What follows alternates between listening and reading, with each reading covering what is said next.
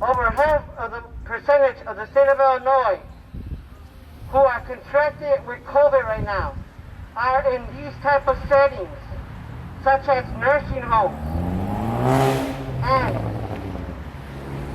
although it might seem, oh, it's nothing. It is if it's here in the state of Illinois, because those are people too. Those are human beings as well. And they deserve the same respect that we get. Right now, I have a friend who lives in one of these nursing homes in this block. Her name is Lindsay. She has contracted COVID. My understanding is that if you contract COVID, you gotta stay away from your loved ones. You gotta stay away from anyone. That's not the case in nursing homes. That's not the case in nursing homes. And I wish she was here today, but the nursing home won't let her out as well.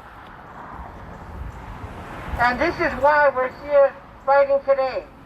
Not only for Lindsay, but for all those people who have died due to the fact that the state of Illinois has left our people behind.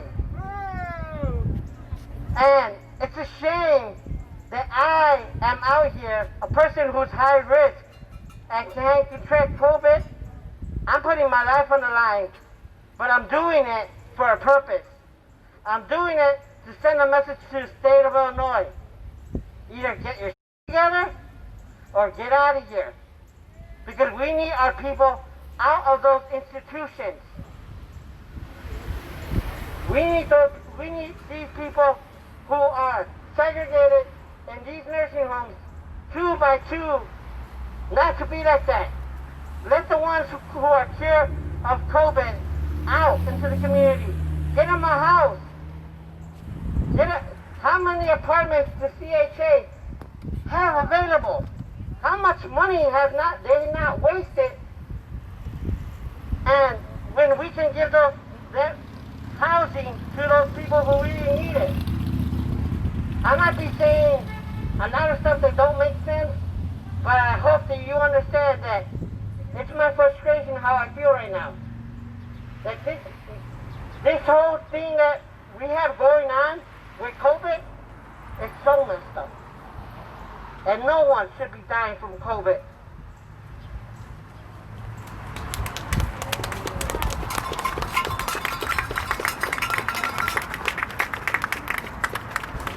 Good afternoon. Good afternoon. Welcome, welcome. Thanks everybody for coming out on this beautiful afternoon. I'm Fran Tobin, member of North Act for Justice and the Alliance for Community Services, and proud to be here with the Institutional Rescue and Recovery Coalition. We're here for obvious things. We're here because of a pandemic. We're here because of absolutely inadequate, perhaps criminal response to the rate of infections and deaths in congregate settings. I live here in Rogers Park for 30 years. Throughout all of Rogers Park, look at all of the COVID infections. Half of all the infections are on this little strip of Sheridan Road. More than 700 people have gotten infected and 100 are dead. That ain't right. That ain't right. And it's not a coincidence that those deaths and those infections are in congregate settings. They've been called petri dishes for COVID for good reason. Today we're going to be walking down this short stretch of Sheridan Road through Rogers Park, past 6 facilities that represent half of all the infections in this entire neighborhood. The people in these buildings, the people in this neighborhood are my neighbors, and I care about them. We all do. All across the state, more than half of all the COVID deaths have been in congregate facilities. Facilities like Mosaic in Waterford, these are private facilities, almost all publicly funded. 85% of the money comes from Medicaid and other public sources. They call the building owners, call themselves care facilities. Well, they care so much that 1 out of 10 people are now dead from this disease. That is not acceptable. That ain't right. That ain't right. One of the facilities we'll be walking past had a huge outbreak of Legionnaire's disease. People were refused to allow to have water. We're going to be hearing from some of those folks today. This is absolutely unacceptable to let folks be stuck in what they call care facilities, we call death traps. Workers and residents in these facilities are in danger, whether it's a nursing home or a detention center or a prison. Enclosed spaces are dangerous. And we are here to demand justice, fairness, dignity for all people in all these facilities and freedom for everyone. So, a couple of notes. First, reminder, we're here to be safe for ourselves as well as for our neighbors. Everyone, masks, everyone keep our distance. We're going to be walking, marching, and car caravanning and bike caravanning south along Sheridan. So our motor caravan folks are going to be paralleling us in the right lane of Sheridan Road, along with the marchers. And most of the folks will be marching down the sidewalk. We're going to make 4 stops at 4 of the facilities, and at each of those stops, we're going to be hearing from residents. People who are not able to come out and speak for themselves, but have a lot to say about what's going on inside those buildings. So we'll be hearing recordings, but for their own safety, the recording of the person being played in front of the facility is not a person who actually lives in that facility out of fear of retribution and retaliation, which is not uncommon in these kinds of facilities. So that's part of what we'll be doing. Reminder that we also have more masks, we have water. We'll be ending at about the Mosaic in front of Toohey and Sheridan. We'll have our final wrap-up speakers. So our first stop is just about halfway down this block. So we're gonna head out to our first stop. Come on along, and as we go, Chewy, how about a chant? All homes, not nursing homes. Real homes, not nursing Real homes. homes, not nursing homes. Real homes, not nursing homes. Real homes, not nursing homes. Real homes, not nursing homes. Real homes, not nursing homes. Real homes, not nursing homes. Real homes, not nursing homes. Real homes, not nursing homes. Real homes, not nursing homes. Real homes, not nursing homes. Real homes, not nursing homes. Real homes, not nursing homes. Real homes, not nursing homes. Real homes, not nursing homes. Real homes, not nursing homes. Real homes, not nursing homes. Real homes, not nursing homes. Reminder that the Institutional Rescue and Recovery Coalition was formed because of the absolutely inadequate response to the COVID crisis in these institutions. The coalition includes people with disabilities, senior groups, centers for independent living, community organizations, local labor unions, folks working together to make sure that everyone, workers, residents, and community can be safe, that we can have a real recovery, real safety for everybody. Here at Lakefront, we're in front of Lakefront, at least 21 infections in this facility. Lakefront has a long history of violations. It's not surprising that there are so many infections in these facilities. Nationwide, the U.S. government found that 88% of these facilities failed to maintain proper infection control. That was before COVID. That was before the pandemic.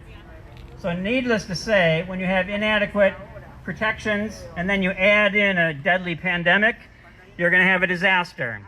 And yet, our states and our national government have not treated it with the disaster as the emergency that it really is. At facilities like this here at Lakefront, when you look at what they claim to do, the caring they give, residents get on average 16 minutes of nursing care per day. And yet, the people who say they can't be removed and relocated to someplace safer insist that one of the reasons they won't do that is because they need specialized care. It's like we clearly have a mismatch between what really happens inside these facilities and what people really need. Almost every person that has been part of our movement who got out of a facility was told that they were too medically fragile to live on their own, and yet here they are, living on their own, living with us, being part of a community, being part of a movement with the freedom and the dignity that they deserve. So today, next up here, we're going to have first a recording of one of the residents speaking in their own words. Hi, my name is Tony. I was at Lakefront for 4 years. I'm 48 years old. I was there for 4 years. Like I said, I had problems from day one since I got there. It was really bad. I even got physically abused there to the point to where the CNA put his hand on me and hurt my back, twisted my back, gave me a pinched nerve in my back. It happened February 29th of this year. Nothing has been done about it. Nothing was said about it. I'm still trying to get the issue resolved with Lakefront to no avail. They don't care. I hadn't had a bowel movement in almost 3 weeks. Every day I complained to the nurses and eventually to the staff downstairs that I hadn't had a bowel movement. They wouldn't send me to the hospital until my gallbladder erupted. And I had to have emergency surgeries that day, the next day. Then after that, it got infected, so they wasn't taking proper care of me there. When the COVID first hit, they were saying about not making unnecessary trips to the hospital, no face mask, no social distancing. They didn't let people know that how many cases was there. It was just real dangerous. They had no separation from people that were sick. Everybody was mingled together. It was scary because we were sharing the same elevator, same space. And they made no attempt to separate people that were sick from the people that wasn't. It's like they didn't care about our lives there. They wasn't even concerned about me moving. They wasn't working with the people that was assigned my case to move. I've been asking for 4 years. Ever since I got to Lakefront, I asked to go. They kept writing me up for bogus things and putting negative things in my report so I couldn't leave Lakefront. False allegations, everything. So that made it when they came to look at me to have an apartment, the people looked at all of that and they will turn me down. They will reject me. I've been threatened by the staff. I've been threatened by the administrator. I have it all on tape. If I kept calling the state that I would be put out, I have it all on tape. It's just a terrible place to be. Even without the pandemic, it's just a terrible place to be in Lakefront. People are not getting proper medical care there. They're not getting treated for their illness there. Lakefront motive is money. They put profit over legit care of people. They don't care about people. They only care about making money there. It's all about profit.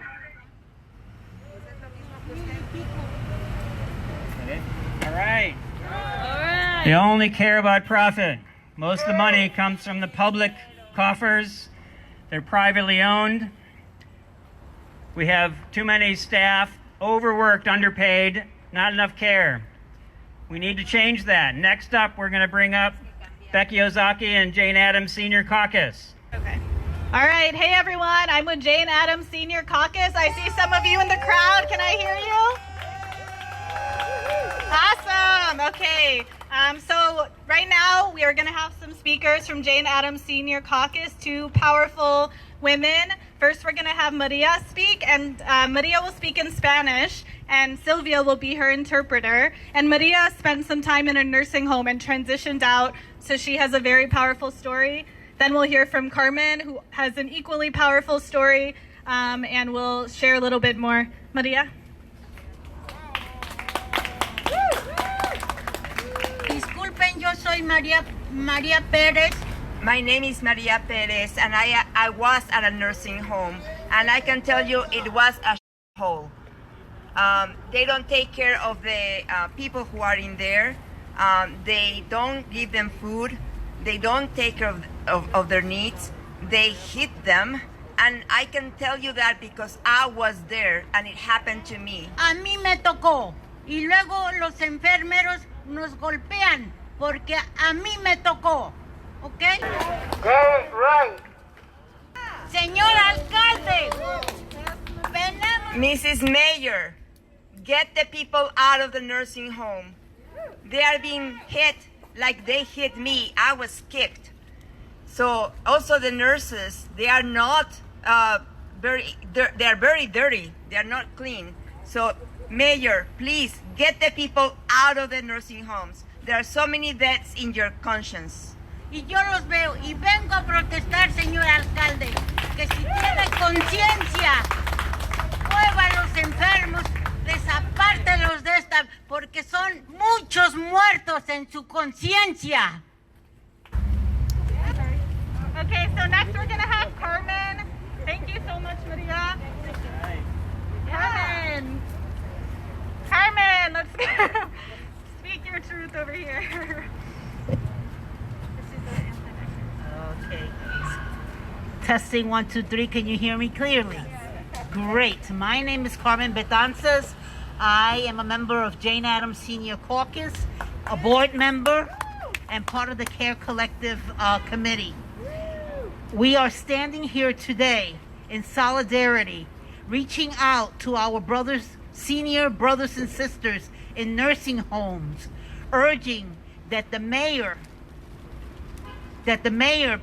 relocate the residents immediately out of these nursing homes. Since COVID-19, nursing homes are ground zero.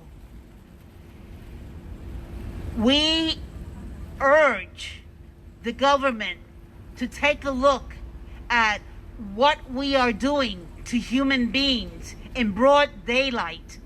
There is no blindness in knowing that these nursing homes were never equipped to handle the urgencies that they have normally. Their normal work, they are not able to handle because they do not have the equipment, they do not have the trained manpower. How can we allow, as human beings, to have human beings and know in our conscience that these human beings are in nursing homes and they are being starved, medications improperly administered sometimes. My mom was in a nursing home, and they were 5 in a room. One of them died from the backup of feces. How are you in the nursing home, trusted and transported by the hospital to be cared for? How do you die of a backup of feces? Shame on you. And shame on our government if we continue to have these fatalities in our country. Seniors are humans. We are human beings, for crying out loud. We are massive in numbers. Let's get out there. Let's do something about this. This is unbelievable. Thank you.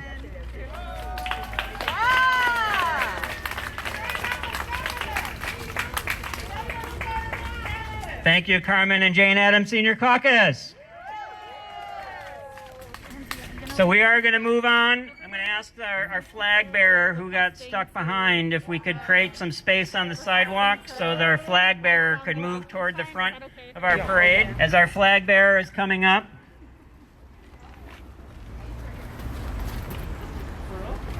I'll mention, as Carmen said, when a pandemic hit an already understaffed, overworked facility, you had to expect a disaster, and yet the state, the feds, did not respond to a disaster the way it was needed.